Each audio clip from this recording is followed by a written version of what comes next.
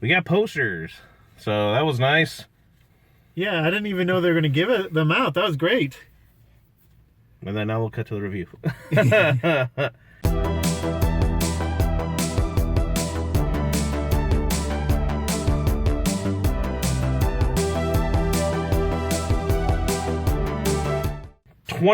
22 years? Just gonna get away. This one still holds up. I feel like that doesn't happen with a lot of superhero movies. Nowadays, I'm sorry, there's a reason why everyone likes, Spider-Man 1 and then everyone raves about 2. So there's a reason why those movies are so in the Dark Knight category. Because, I'm sorry, I'm watching this again in theaters.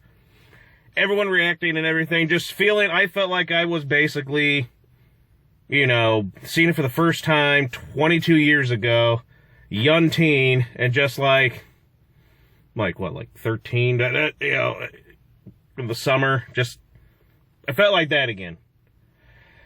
Whew, it felt good, and it just goes to show you just how amazing this movie is. Coming from me, my favorite superhero has always been Spider-Man. So, growing up as a kid in the 90s, I read the comics, and, I love the animated series, the Spider-Man on Fox. Amazing stuff. That was crazy. So this was, I can hear people say stuff like this for me was like, oh my gosh, we're finally getting a real-life, live-action, big-screen Spider-Man movie. So that was it. And it still felt like that, watching that where are you at? Hi, I'm in this one too. So, oh my gosh, it was just absolutely, I'm sorry, I don't know, I can't find very many superhero movies nowadays that are done, sorry MCU, I'm sorry, no. That can compare, and again, it has to do with we've talked many times, and I feel, and I know there's many out there, comment if you agree, I'm sure that most of you do. The Scooby-Doo live-action movies, casted, but basically perfectly casted. And I felt like they did this for the Spider-Man movies. Tobey Maguire's great. Kirsten Dunst, I think, did a great job as MJ. Frickin' J.K. Simmons. No matter his presence just on the screen is just, the moment you see him, the paper, Spider-Man, hey, it's just, God. He is him, and it's also good Willem Dafoe as frickin' Green Goblin, Norman Osborn, Franco as Harry. I just think Aunt May, Uncle Ben, I feel like everybody is I feel like they're the best versions of these. I'm sorry. I like the Amazing Spider-Man, and the ones from 2017 on, they're good, but they just perfect. It was perfectly casted for this. So then you got Sam Raimi. He's like the god of filmmaking, the godfather of filmmaking. I love that man so much, and you can tell when you're watching a Raimi film by the shots and the horror stuff. I mean, it's just, there's horror in this movie, and I keep forgetting that. You can tell. And just everything from the story. And I still love how, he is a spider instead of it just being mechanics, which is fine, but I love how they did that aspect of it, which is always so badass and cool. I'm just so pumped and excited. It's such a good freaking movie. I love that movie, and I can't wait to see the second one again in theaters. But I guess, I don't know, did you want to say anything? Of course. I'm just shooting my love out, like his web. I'm shooting my love out all over this film, because I just love it so much. It's like how he is with MJ. Freaking good. The Raimi trilogy is the best. I'm sorry. Well, even the third. As you said, it's like, when you were younger watching for the first very time. And it's nice to actually see it on the big screen. I feel like it's more impactful that way. It's so amazing to see that again. It's so cool. And, you root for Spider-Man because, the meek and all other people, even the average person could just feel like they, can relate to Spider-Man in one way or another. And so you root for him throughout the whole film. And I thought they did a great job of capturing the essence of Spider-Man. Sure, they went their own little changes, like shooting web out of his wrist instead of little shooters, or being a genetically altered spider versus radioactive spider. But I thought the choices were perfect. Spider-Man. And I thought the way Sam Raimi did this film was great. And what's good about this film compared to the nowadays ones is the special effects. They don't like super overly push that CGI. Sure, they have to do that. I mean, sure you can. You can see. You can tell. Oh God! I can just talk about like say the final battle when they break through there and it looks like this kind of like horror cemetery looking kind of feel to it, and the birds fly when he crashes in, and then the wall falls on the Green Goblin, and then you see like the stuff there, and his hand comes out from like the grave, and he's rising up again. It's just everything freaking about that. And then when the thing's breaking down with MJ on it, when she's in like the Chinese dress at the parade, the festival, and it's breaking down, you can tell that's like a real thing just kind of breaking off. And you see behind the scenes stuff there. And yeah, I don't know. And since we brought up the Green Goblin, I would like to definitely say, it's hard to act with wearing a mask over your face. Oh God! So I love that they actually had it where you can see his eyes, because he can really see act how that with his is? eyes. With his eyes, Peter, Spidey. I mean, it's like, and it works like the eyes and the mouth, and then God, he looks scarier that way than with just those with the mask fully on. Well, yeah, emphasizes the emotions that he can portray, especially through those eyes. Think about how, like, everyone, which I tend to agree, with Tom Hardy as Bane in The Dark Knight Rises, where his face covered there and he had to do a lot of acting with the eyes. And you can see that with this. Who's that guy? Whatever, with the Master Chief. What is that? Halo. The Halo series, where the actor, in quotations, was saying he has to constantly show his face because you can't portray without seeing your face. He's a terrible actor. Just saying. That's bullshit. Because there's so many great examples you can have where people are covered. Or just voice acting. To convey stuff. You never see them. You see it in the characters, but the voice acting, you still gotta act. So bullshit. This is a great movie example of that. Showing just how good, like, Dafoe, holy shit. He goes, like, I love the whole... I'm getting all giddy. It's just... I love the whole thing with the masks in the place there, and then you hear the voice, and the echoing. It was always such a great choice with the echoing and the sounds of the voices. And then, like, when he's fighting and he's in the mirror and then he's seeing himself, or when the mask is on the chair and it's like, you got to do it. He's like, but what do I do? And it's just, it's so freaking good. And scary, too. Holy crap. I mean, haunting. it's just the whole movie, I feel like, from start to finish, I feel like it's just perfectly executed. Like, the story tells you from the A to the B, beginning to end, everything. You meet Peter, you do this, his beginning with the school and all that stuff there, then with the spider stuff. Meeting every character, and as it comes down through each, how would you describe it? Just, each thing just kind of sets off, and it just perfectly is executed. Just from this point that leads to this, to this, to this. The emotional crap.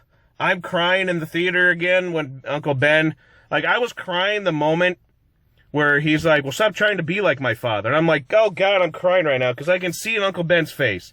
Yeah. He's emotional. I'm getting freaking emotional because I know what's coming. And, God, I'm bawling. And I'm bawling when he's bawling when he sees it. And he's like, and he says Peter, and they're holding hands. And I'm like, damn it all anyway. But it is beautiful. Amazing acting from everybody. Again, just... I don't know, it's just the shooting of the webs, just everything. It's good to see, again, Bruce Campbell. Gotta love that. I loved that as a kid. And then, like I was telling him, I was like, holy crap, when they're doing these scary moments and you see his eyes go up and they're wide, I'm like, it's the Deadeye eyes.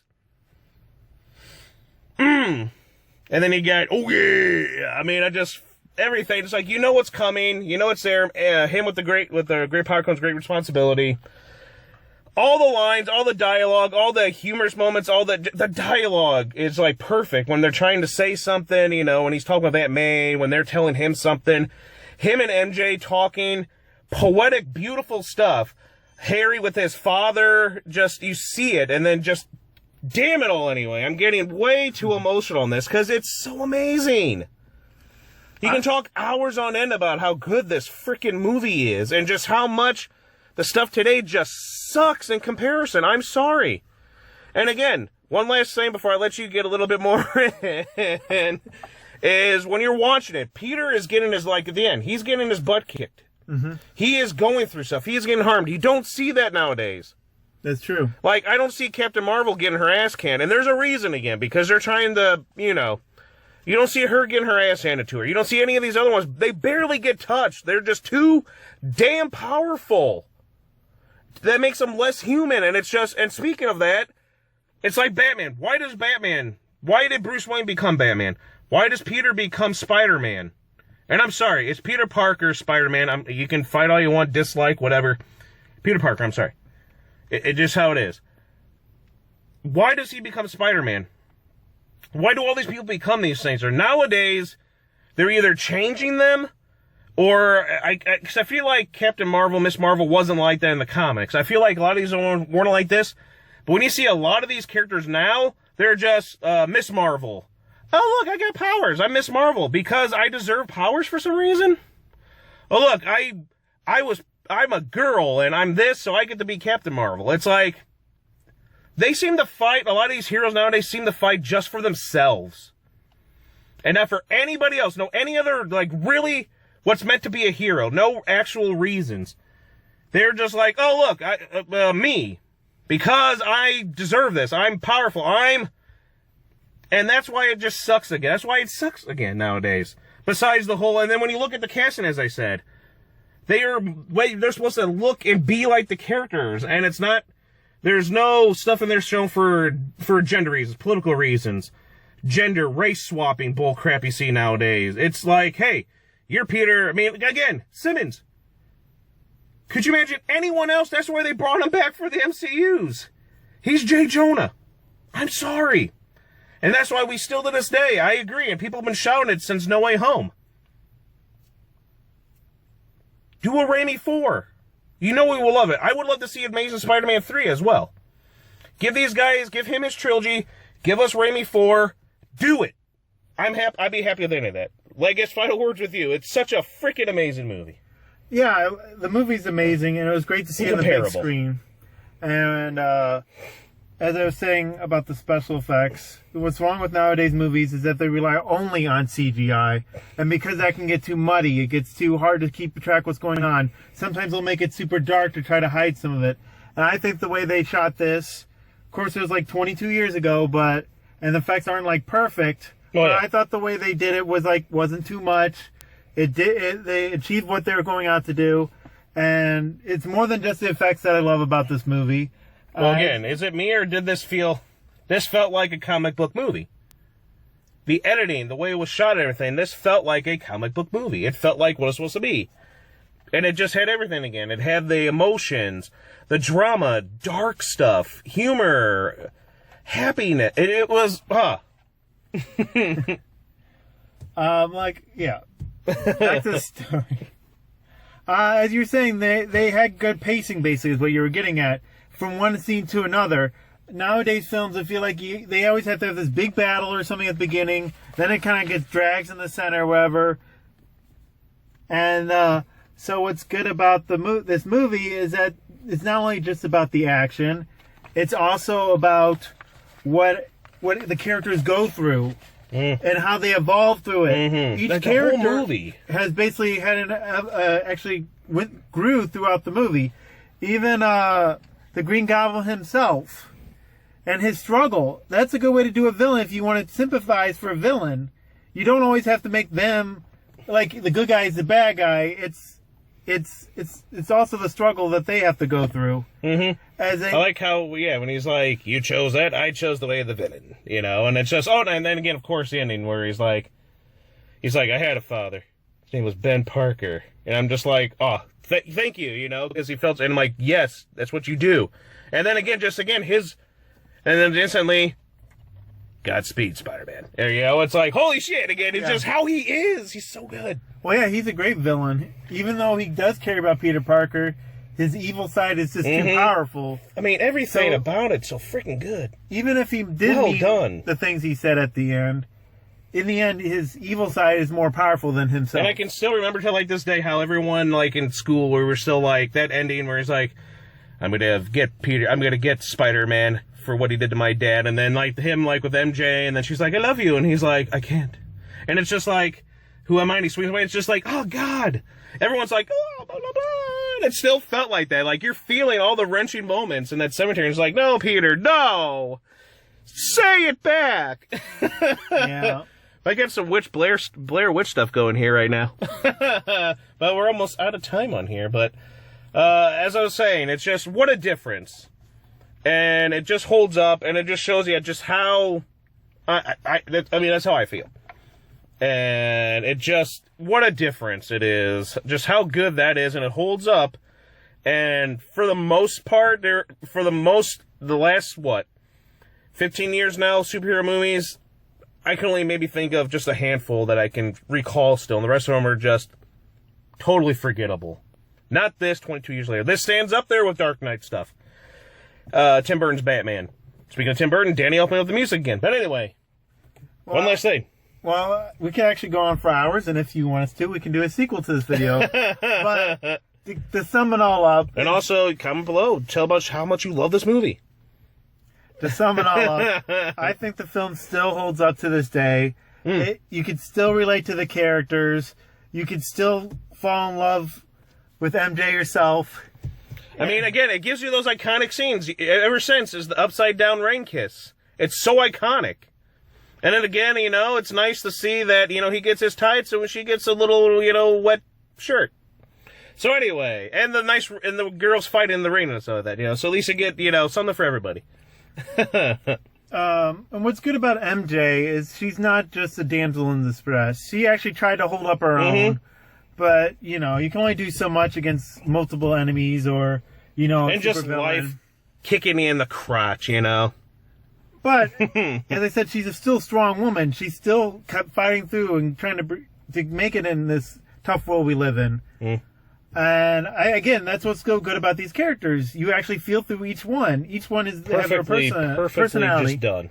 And they're not just flat characters. And so, as I said, we could go on for hours, but we'll have to bring this to an end. I will look forward to seeing the one in theaters, the second one. And look out for that review. Go see these too, by the way, if you can. I'm sure you have, but go see the other ones. They're doing all of them, so go see the ones you want to see. It was a packed house. The whole place was packed. So hopefully they see that people still want to see these films and maybe want to do more. So thanks for checking out the video. And let us know what you think about the Spider-Man series. Which one's your favorite Spider-Man? Please comment below. If you like this video, don't forget to hit like, subscribe if you're not. Don't forget to hit like. Subscribe, go see it. Exactly. Hit that notification Spread your love about Spider-Man below, too. Let us know. All right. Keep it gnarly.